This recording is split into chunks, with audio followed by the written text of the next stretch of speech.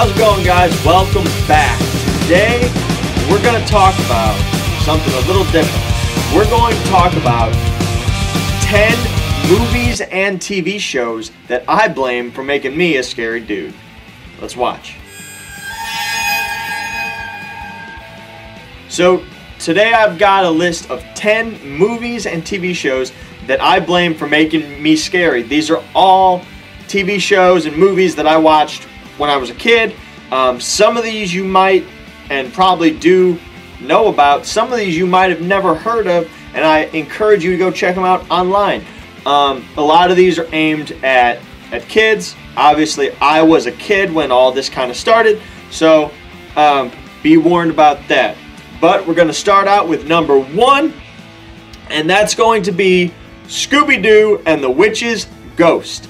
ScoobyDoo and the Witch's Ghost is a movie. It was number 2 in a line of 4 direct-to-video movies with ScoobyDoo that came out in the early and late 90s.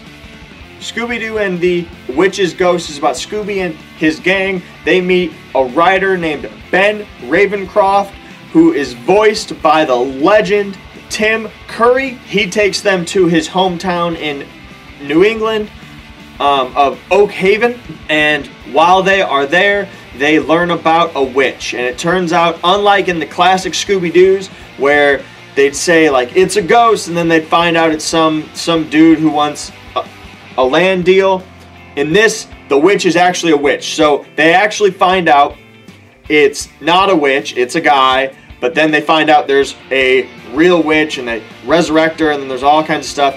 This movie is awesome because it's got a lot of Halloween and fall imagery. On top of it, it's got the Hex Girls, which is awesome. If you've never heard of the Hex Girls, you should look them up.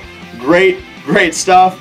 Yeah, check it out. Scooby-Doo and the Witch's Ghost. The other movies in that run are also awesome. I just don't think they're as good. You've got Scooby-Doo on Zombie Island, Scooby-Doo and the Alien Invaders, and Scooby-Doo and the Cyber Chase. All of them are pretty good, but they don't match up to Scooby-Doo and the Witch's Ghost. Let's go on to number 2. For number 2, I have a movie that I'm sure all of you have watched, and if you haven't, what rock have you been living under? This is Halloween Town. Halloween Town is a Disney movie. It's all about a girl who finds out she is a witch. Her whole family is actually a line of witches, and they come from this place called Halloween Town, which is, you can probably imagine, where all of us want to live. It's this other kind of world where there's monsters and werewolves and creatures and every kind of Halloween kind of monster and creature that you can imagine just lives with their kind of daily life, and it's Halloween every day. It's a fantastic movie. When I got Disney Plus, it's one of the first things I looked up. Luckily, it's on there. All of them are. If you want to check that out, check it out. They're fantastic. And it don't have to be Halloween time for you to watch them. Watch them right now. Watch them on Christmas. I did. Halloween Town. Fantastic movie. I think my favorite parts are probably Benny, that crazy cab driver, and the huge pumpkin. I've always wanted that huge pumpkin at my haunted house. Someday I'll have it. Mark my words. Let's move on to number 3. Number 3 on my list of 10 movies and TV shows that made me scary is Goosebumps. And not only any, but the episode of Goosebumps titled The Haunted Mask. This is their most popular episode. There's actually 2 episodes. So The Haunted Mask and One Day at Horrorland. Looking at me, you kind of understand why. The Haunted Mask is all about a girl who is tired of being all scared, so she goes into this creepy kind of mask and costume and magic store, and she gets this mask that turns out to be haunted, and it ends up causing her a lot of trouble and turning her into like a monster until the end, when she's able to actually take it off. Again, Halloween movie. There's graveyards, there's pumpkins, there's Halloween costumes, there's leaves, all of it. it just embodies the spirit of October and fall and Halloween, and it's fantastic. One Day at Horrorland is all about a family who goes to a theme park. And the theme park is all based on horror and scary things, and there's these creepy monsters called horrors that look like these like green ogre troll things, and they run the whole place, and essentially it's a horror themed kind of theme park. You can see exactly why I liked this episode. Haunted houses are kind of horror themed kind of theme parks.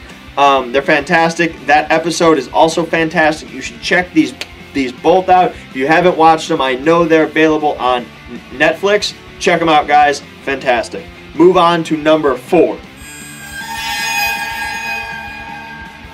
My number 4 that I blame for me being scary is something that I know all you guys are a fan of. I don't think there's anyone in the entire community that would not agree. This movie is Halloween, and specifically Halloween and the AMC Fear Fest.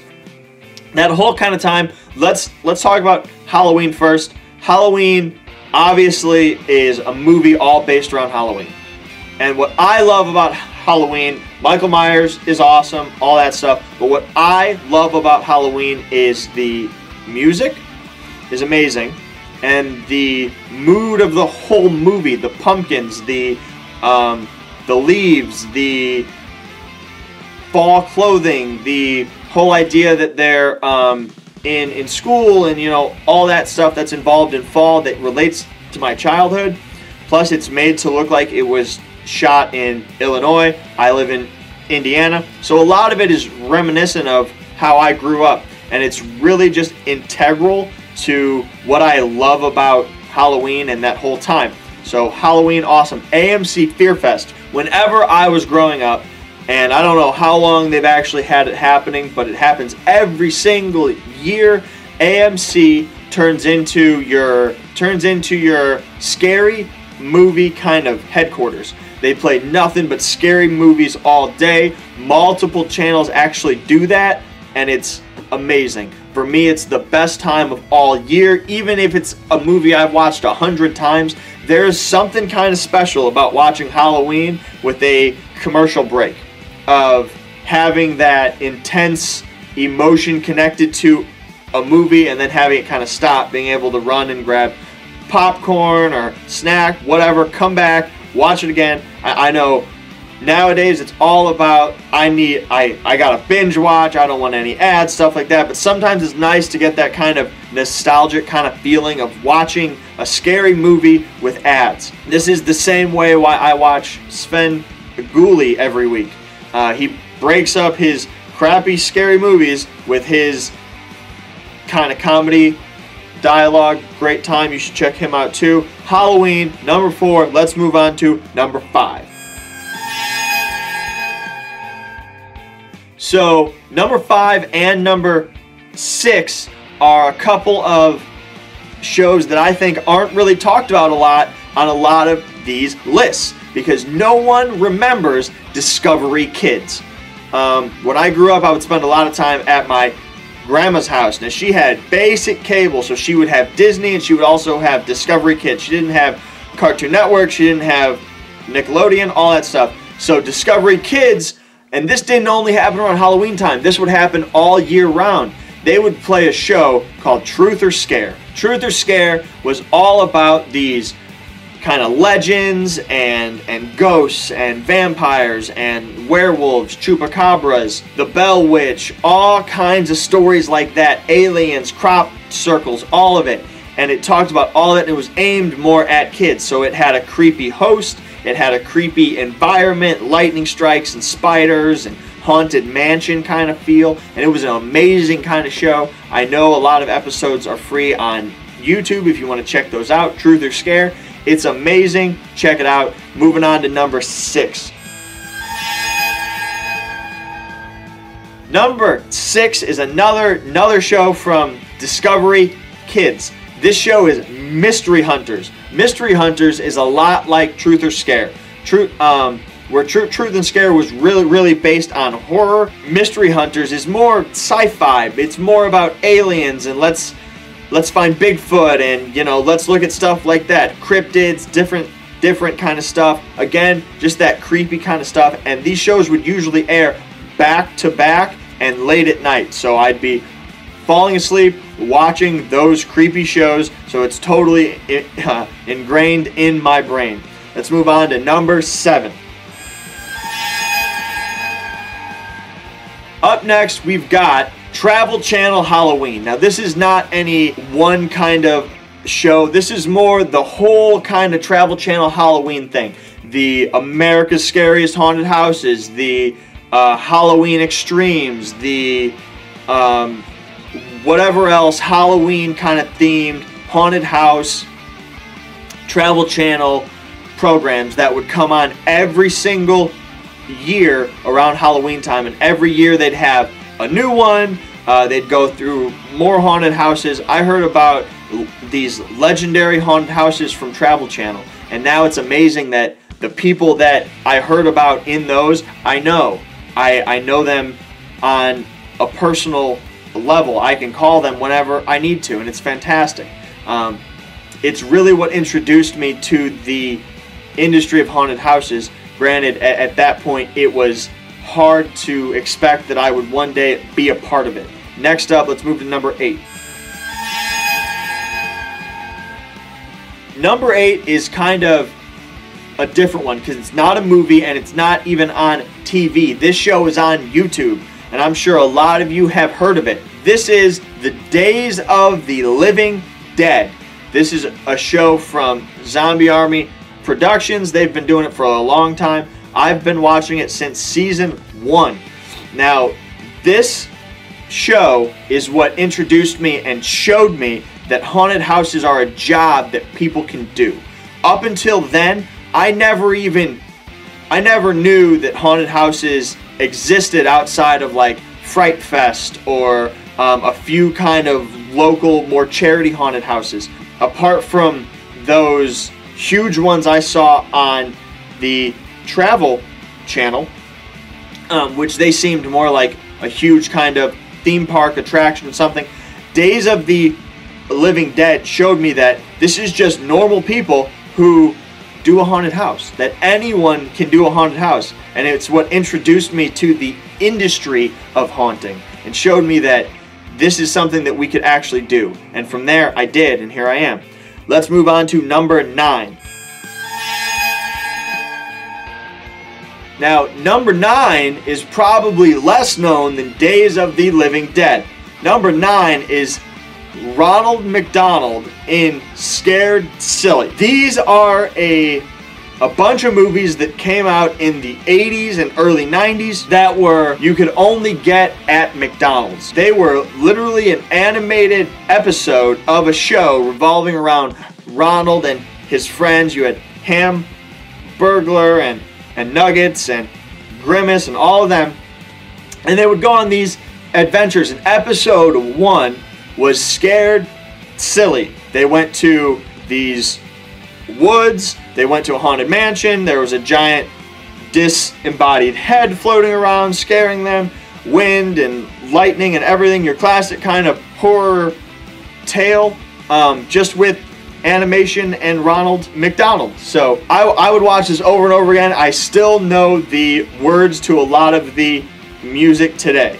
If you haven't heard of these, they're free on YouTube. Check them out. Going on to our last one, number 10. My number 10 for right now is Ernest Scared Stupid.